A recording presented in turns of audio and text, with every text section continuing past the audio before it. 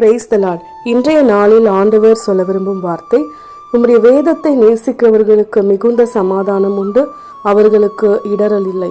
சங்கீதம் 119 165. அன்பான தேவனுடைய பிள்ளைங்களே, நம்ம ஒவ்வொருவரும் நம்முடைய வாழ்க்கையில எவ்வளவு ஆண்டுகளாய் ஆண்டவருடைய வசனங்களை படிக்கிறோம், கேட்கிறோம், அதன்படி நடக்கிறோம். நம்மை அதை ஆற்றி தேற்றுகிறது, விசுவாசத்துல வழி நடத்துது. ஒவ்வொரு தேவைகள் வரும்பொழுதும் அந்த வார்த்தைகள் தான் நமக்கு வழிகாட்டி எப்படி நம்ம நடந்து கொள்ளணும்னு நமக்கு ஆலோசனை தந்து நமக்கு போதிக்கிறது. அப்படிப்பட்ட வேதத்தை ஆண்டவரே, நீங்களே எங்கள் கூட இருக்கா மாதிரி அந்த வேத வசனங்கள் தினம் தினம் உயிருள்ள வார்த்தைகளாக எங்களை ஆற்றி தேற்றி அரவணைத்தது.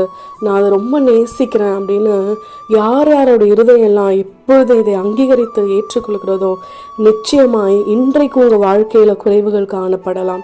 சமாதானம் இல்லாதது போலவும் ஆசீர்வாதம் இல்லாதது போலவும் பார்க்கிறவர்கள் கண்களுக்கு முன்பாடி வெட்கப்படுகிற ஒரு வாழ்க்கை போலவும் இருக்கலாம்.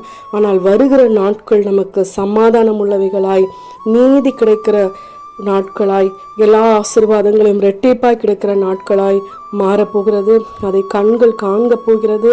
வெட்கப்பட்ட இடத்தில் தலை உயர்த்த போகிறார்.